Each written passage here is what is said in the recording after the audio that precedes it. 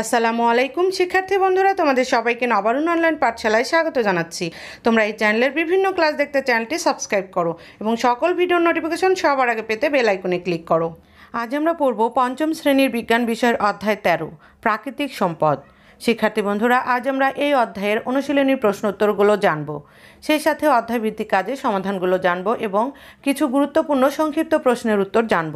তোমরা প্রত্যেকটি অংশ জানার জন্য ভিডিওটি না টেনে পুরো দেখবে। আর তোমরা কোন ক্লাসটি দেখতে চাও সে বিষয়ে অবশ্যই আমাকে কমেন্ট বক্সে জানিয়ে দিও।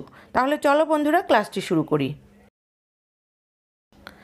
1 নাম্বার, সঠিক উত্তরে টিক চিহ্ন দাও। 1, নিচের কোনটি প্রাকৃতিক সম্পদ? উত্তর বালি। 2, কোন সম্পদটি সীমিত? উত্তর কয়লা। 3, সূর্য থেকে শক্তি পাওয়ার জন্য নিচের কোন প্রযুক্তি ব্যবহার করা হয়? উত্তর সৌর প্যানেল। 4, নিচের কোনটি মানবসৃষ্ট সম্পদ? উত্তর কাঁচ। 2 নম্বর সংক্ষিপ্ত উত্তর প্রশ্ন। 1, মানবসৃষ্ট সম্পদের 5টি উদাহরণ দাও। উত্তর মানবসৃষ্ট সম্পদের 5টি উদাহরণ হলো 1, কাগজ, 2, প্লাস্টিক, 3, কাঁচ, 4, বিদ্যুৎ, 5, বাড়ি। 2, অনবনযোগ্য সম্পদের 3টি বিকল্প সম্পদের উদাহরণ দাও। উত্তর অনবনযোগ্য সম্পদের বিকল্প সম্পদ হলো নবায়নযোগ্য সম্পদ। নিচে 3টি নবায়নযোগ্য সম্পদের উদাহরণ দেওয়া হলো 1, সূর্যের আলো, 2, বায়ু প্রবাহ ও 3, পানির স্রোত। 3, আমরা কিভাবে প্রাকৃতিক সম্পদের যথাযথ ব্যবহার করতে পারি? উত্তর, আমরা শক্তির ব্যবহার কমিয়ে বস্তুর পুনর্ব্যবহার এবং রিসাইকেল করার মাধ্যমে প্রাকৃতিক সম্পদের যথাযথ ব্যবহার করতে পারি। 4, মানবসৃষ্ট সম্পদ কী? উত্তর, মানুষের তৈরি সম্পদই হলো মানবসৃষ্ট সম্পদ, যেমন কাগজ, প্লাস্টিক, কাঁচ, বিদ্যুৎ ইত্যাদি হলো মানবসৃষ্ট সম্পদ। 5, মানবসৃষ্ট সম্পদ কোথা থেকে আসে? উত্তর, মানবসৃষ্ট সম্পদ প্রকৃতি থেকে আসে, যেমন গাছ থেকে আমরা কাগজ পাই। এই কাগজ একটি মানবসৃষ্ট সম্পদ। 3 নম্বর বর্ণনামূলক প্রশ্ন উত্তর। 1 নাম্বার, অনবায়নযোগ্য সম্পদের বিকল্প হিসাবে কেন নবায়নযোগ্য সম্পদ ব্যবহার করা উচিত? উত্তর, অনবায়নযোগ্য সম্পদ একবার নিঃশেষ হলে 1000 বছরেও ফিরে পাওয়া যায় না। অপরদিকে নবায়নযোগ্য সম্পদ বারবার ব্যবহার করা যায়, ফলে এগুলো ব্যবহার করলে প্রাকৃতিক সম্পদের উপর চাপ কমবে। এছাড়া অনবায়নযোগ্য সম্পদ যেমন কয়লা, প্রাকৃতিক গ্যাস ইত্যাদি পোড়ালে আমাদের পরিবেশে যে বিষাক্ত গ্যাস ছড়িয়ে পড়ে তা থেকে আমাদের পরিবেশ দূষণ হয়। আর এ কারণে নবায়নযোগ্য সম্পদকে অনবায়নযোগ্য সম্পদের বিকল্প হিসাবে ব্যবহার করা উচিত। 2 নম্বর, প্রাকৃতিক সম্পদের যথাযথ ব্যবহার কেন প্রয়োজন? উত্তর, শক্তি উৎপাদন এবং নতুন কিছু তৈরি করার জন্য আমরা প্রাকৃতিক সম্পদের উপর নির্ভরশীল, কিন্তু প্রাকৃতিক সম্পদ সীমিত। তাই এ সম্পদ সংরক্ষণের জন্য এর যথাযথ ব্যবহার খুবই গুরুত্বপূর্ণ। শক্তির ব্যবহার কমিয়ে বস্তুর পুনর্ব্যবহার এবং রিসাইকেল করার মাধ্যমে এই সম্পদ সংরক্ষণ করতে পারি। এছাড়া এ সম্পদ সংরক্ষণের মাধ্যমে আমরা ধীরে ধীরে পরিবেশ দূষণ কমাতে পারি। 3 নাম্বার, প্রাকৃতিক সম্পদ ও মানবসৃষ্ট সম্পদের মধ্যে মিল ও পার্থক্য কোথায়? উত্তর, প্রাকৃতিক সম্পদ ও মানবসৃষ্ট সম্পদের মধ্যে মিল হলো 1, প্রাকৃতিক ও মানবসৃষ্ট উভয় সম্পদই প্রকৃতি হতে আসে। 2, প্রাকৃতিক ও মানবসৃষ্ট উভয় সম্পদই মানুষের চাহিদা পূরণে ব্যবহৃত হয়।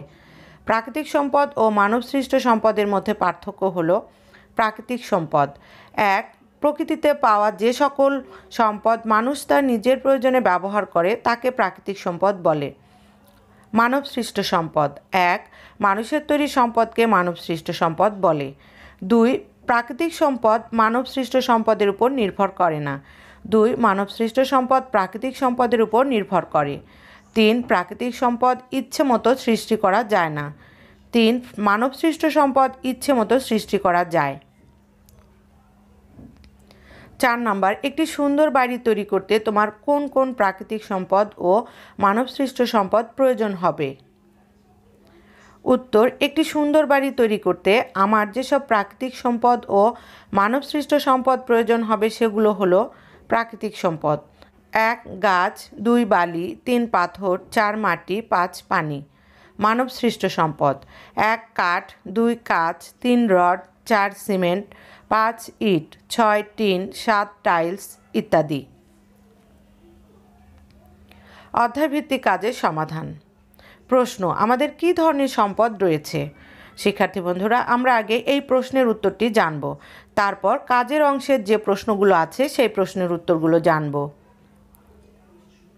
আমাদের কী ধরনের সম্পদ রয়েছে? উত্তর, আমাদের প্রাকৃতিক ও মানবসৃষ্ট দুই ধরনের সম্পদ রয়েছে। কাজ, কোনগুলো কোন ধরনের সম্পদ? উত্তর 1, উল্লেখিত ছকটির মতো খাতায় একটি ছক তৈরি করলাম। 2, ছবিগুলো থেকে প্রাকৃতিক সম্পদ ও মানবসৃষ্ট সম্পদ আলাদা করে ছকে লেখা হলো। প্রাকৃতিক সম্পদ: 1, সূর্যের আলো; 2, সোনা; 3, মাটি; 4, পানি; 5, গাছ; 6, পাথর। মানবসৃষ্ট সম্পদ: 1, কাঠ; 2, রাবার; 3, প্লাস্টিক; 4, কাঁচ; 5, কাগজ; 6, ইট। 3, কাজটি নিয়ে সহপাঠীদের সাথে আলোচনা করে জানলাম কোনগুলো প্রাকৃতিক সম্পদ আর কোনগুলো মানবসৃষ্ট সম্পদ। আলোচনা: আমরা কিভাবে সম্পদের যথাযথ ব্যবহার করতে পারি? শিক্ষার্থী বন্ধুরা, প্রথমে আমরা এই প্রশ্নের উত্তরটি জানব। উত্তর, সম্পদ সংরক্ষণের জন্য এর যথাযথ ব্যবহার খুবই গুরুত্বপূর্ণ। শক্তির ব্যবহার কমিয়ে বস্তুর পুনর্ব্যবহার এবং রিসাইকেল করার মাধ্যমে আমরা সম্পদ সংরক্ষণ করতে পারি। সম্পদ সংরক্ষণের মাধ্যমে আমরা ধীরে ধীরে পরিবেশ দূষণ কমাতে পারি, আর এভাবে আমরা সম্পদের যথাযথ ব্যবহার করতে পারি। এবার আমরা 1, 2, 3 এই 3টি প্রশ্নের উত্তর জানব। উত্তর: 1, উল্লেখিত ছকের মতো খাতায় একটি ছক তৈরি করলাম। 2, যেভাবে সম্পদের যথাযথ ব্যবহার করতে পারি তার একটি তালিকা তৈরি করলাম। সম্পদের যথাযথ ব্যবহার: 1, শক্তির ব্যবহার কমিয়ে; 2, বস্তুর পুনর্ব্যবহার করে; 3, বস্তুর রিসাইকেল করার মাধ্যমে; 3, সহপাঠীদের সাথে আলোচনা করে কাজটি সম্পূর্ণ করলাম এবং সম্পদের যথাযথ ব্যবহার সম্পর্কে কৌশল শিখলাম। শিক্ষার্থী বন্ধুরা, এখন আমরা কিছু সংক্ষিপ্ত প্রশ্নের উত্তর জানব। গুরুত্বপূর্ণ কিছু সংক্ষিপ্ত প্রশ্ন উত্তর। 1, বিদ্যুৎ শক্তি উৎপাদন করে এমন দুটি নবায়নযোগ্য প্রাকৃতিক সম্পদের নাম লেখো। উত্তর, বিদ্যুৎ শক্তি উৎপাদন করে এমন দুটি নবায়নযোগ্য প্রাকৃতিক সম্পদের নাম হলো সূর্যের আলো, বায়ু প্রবাহ। 2, অনবায়নযোগ্য প্রাকৃতিক সম্পদের সীমাবদ্ধতা লেখো। উত্তর, অনবায়নযোগ্য প্রাকৃতিক সম্পদের সীমাবদ্ধতা হলো তা সীমিত এবং একবার ব্যবহারেই নিঃশেষ হয়ে যায়। 3, নবায়নযোগ্য সম্পদের দুইটি গুরুত্ব লেখো। উত্তর, নবায়নযোগ্য সম্পদের দুটি গুরুত্ব নিচে দেওয়া হলো। 1, নবায়নযোগ্য সম্পদের বারবার ব্যবহার করা যায়। 2, নবায়নযোগ্য সম্পদকে অনবায়নযোগ্য সম্পদের বিকল্প হিসেবে ব্যবহার করা যায়। 4, প্রাকৃতিক সম্পদ কাকে বলে?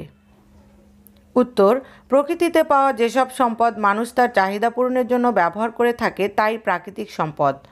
5, উইন্ডমিল কি? উত্তর, উইন্ডমিল হলো এক ধরনের চক্রাকার যন্ত্র যার সাহায্যে প্রবাহিত বায়ুকে কাজে লাগিয়ে অতি সহজেই পাখাযুক্ত চাকা ঘুরিয়ে জেনারেটর দ্বারা বিদ্যুৎ উৎপন্ন করা যায়। শিক্ষার্থী বন্ধুরা, তোমরা এই প্রশ্নের উত্তরগুলো শেখার আগে অধ্যায়টি খুব ভালোভাবে পড়বে, তাহলে তোমাদের এই প্রশ্নের উত্তরগুলো শিখতে খুব সহজ হবে।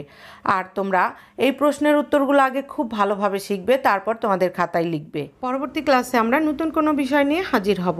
পরবর্তী ক্লাসটি দেখার জন্য তোমাদের আমন্ত্রণ রইল। শিক্ষার্থী বন্ধুরা, এই ক্লাসটি যদি ভালো লাগে অবশ্যই তোমরা লাইক, কমেন্ট এবং শেয়ার করবে। তোমাদের সবাইকে অসংখ্য ধন্যবাদ। আল্লাহ হাফেজ।